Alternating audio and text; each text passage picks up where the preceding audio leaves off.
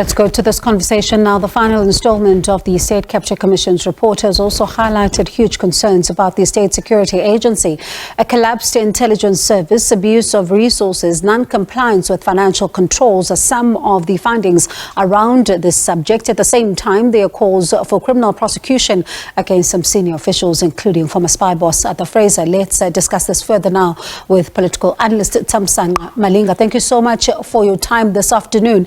If one looks at the high-level review panel report into the State Security Agency in 2018, there can be no surprises then when we see such findings in the Zondo Commission's report around state security. Would you agree?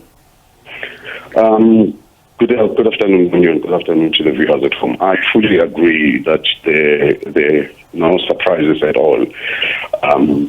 In fact, there's no surprise, besides the 2018 findings, there's no surprises in terms of the history of the ANC in regards to how they handle intelligence. My contention is that this right now, it should not be an issue of that we must look at it we must analyze in a Zondo stethoscope of looking at it, saying it's a Jacob Zuma issue. It's basically an internal issue of the ANC that dates back from its days in exile. You'll remember that when they were in exile, the ANC was very paranoid. They were always sniffing spies within themselves. They were always accusing those who are against authority of being spies, and they were using their own intelligence, to fight their internal battles and to settle scores. So that now, what happened is that they took that into being a leading party in government, in being a ruling party. If you listen to them, they always refer to themselves as the liberation movement. They forget now that they are no longer in the trenches, but they are a governing party. But now they use methods and all other means that they used when they were still a liberation party that was in the trenches. They are using the state intelligence to fight internal battles. They are using the state intelligence, to enrich themselves, like they used their own intelligence, which was in Bogota. Some of the guys, it was alleged that the leaders who were leading in Bogota at the time, like Jacob Zuma, were busy dealing away with people that they were against, and also there was a lot of corruption within there.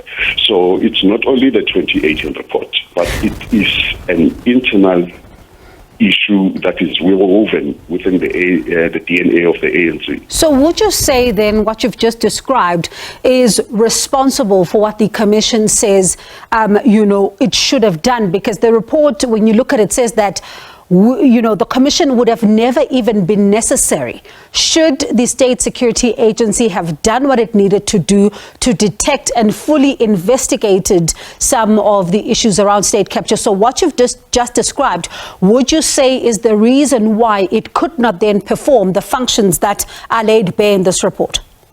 Yes. They couldn't perform their functions because they were not seeing themselves. They were not seeing the State Security Agency as an apparatus of the Republic.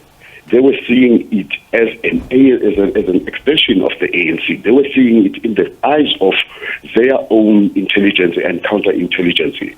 So now the Republic has been just left naked, for a lack of a better word, because the SSA has been operating as if it's an SSA of the ANC.